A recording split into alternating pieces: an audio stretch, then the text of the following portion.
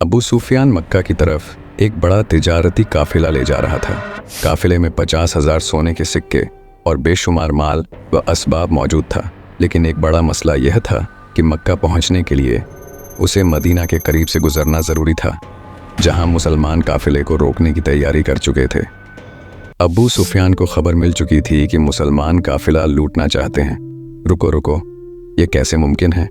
मुसलमान जो इंसाफ और रहमदिली के अलंबरदार हैं, वो कैसे काफिला लूट सकते हैं, और वो भी रमज़ान के मुबारक महीने में? असल में जब नबी करीम सल्लल्लाहु अलैहि वसल्लम ने मक्का में इस्लाम की दावत का आगाज़ किया तो कुरैश के सरदारों ने मुसलमानों पर सख्त जुल्म व सितम शुरू कर दिया। मुसलमान इस जुल्म से बचने के लिए हबशा और बाद में मदीना की तरफ हिजरत करने पर मजबूर हुए। हिजरत के वक़्त मुसलमानों के पास कपड़ों के अलावा कोई सामान नहीं था।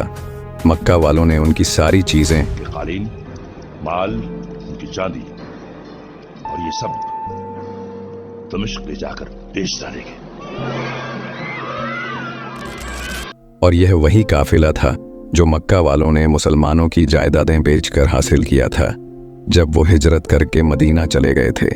लिहाजा मुसलमान इस माल को लूटने के बजाय अपने लूटे हुए माल का बदला लेना चाहते थे। लेकिन अबू सुफियान का काफिला मेन रोड को छोड़कर किसी और रास्ते से निकला और मुसलमानों की फौज से बचकर भाग गया। लेकिन मक्का के लोगों ने समझा कि काफिला लूट लिया गया है, तो सब इंतकाम लेने के लिए निकल पड़े। उनके साथ 1000 सिपाही और 100 घोड़े और 170 ऊंट थे।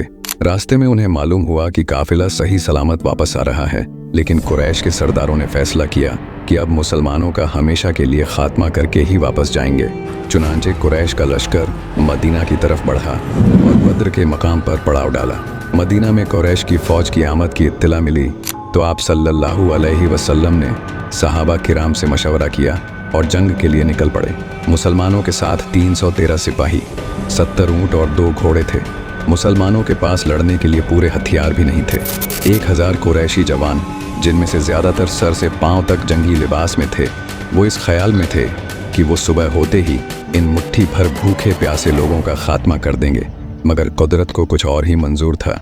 17 रमज़ान 2 हिजरी को फजर की नमाज के बाद आप सल्लल्लाहु अलैहि वसल्लम ने जिहाद का हुक्म दिया। दोनों अफवाज बद्र के मकाम पर आमने सामने हुई। मुसलमानों की तादाद बहुत कम थी, जबकि कुरैश की फौज 3 गुना ज्यादा थी। अरब के दस्तूर के मुताबिक पहले इनफिरादी मुकाबले हुए। सबसे पहले कुरैश की फौज में से उतबा बिन रबिया, उसका भाई शैबा और उसका बेटा वलीद बिन उतबा मैदान में निकले और मुसलमानों को चैलेंज किया कि कोई है जो हमसे आकर लड़ाई कर सके। तो 3 अंसारी सहाबी मैदान में निकले, लेकिन उन्होंने इनसे मुकाबला करने से इनकार कर दिया और कहा कि ये हमारे बराबर के नहीं हैं, और पुकार कर कहा, ऐ मोहम्मद सल्लल्लाहु अलैहि वसल्लम, हमारे मुकाबले पर कुरैशी भेजो। हम अरब के चरवाहों से मुकाबला करने के लिए तैयार नहीं हैं। चुनांचे आपके हुक्म पर हज़रत हमज़ा, हज़रत अली और हज़रत उबैदा मुकाबले के लिए निकले।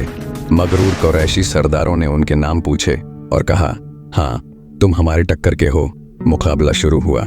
हज़रत हमज़ा ने शैबा को कत्ल कर दिया और हज़रत अली ने वलीद को कत्ल कर डाला और लश्कर ए इस्लाम से तकबीर की आवाज़ बुलंद हुई।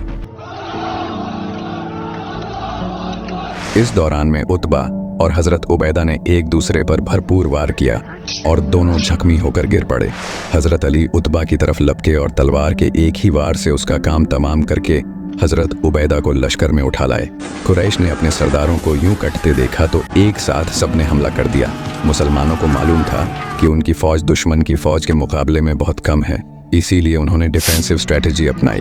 मुसलमानों ने अपनी जगह नहीं छोड़ी। जब अबू जहल ने भरपूर हमले का हुक्म दिया, यह सोचते हुए कि यह जल्द ख़त्म हो जाएगा, लेकिन ऐसा नहीं हुआ। धीरे धीरे मुसलमानों ने 5-5 काफिरों को मौत के घाट उतार दिया।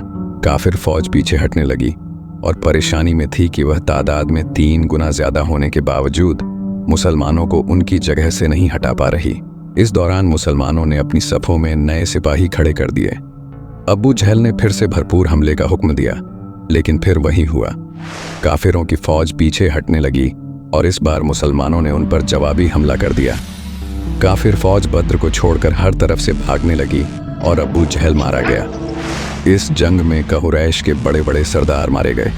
मक्का के लोग बेसब्री से जंग का नतीजा सुनने के मुंतजिर थे।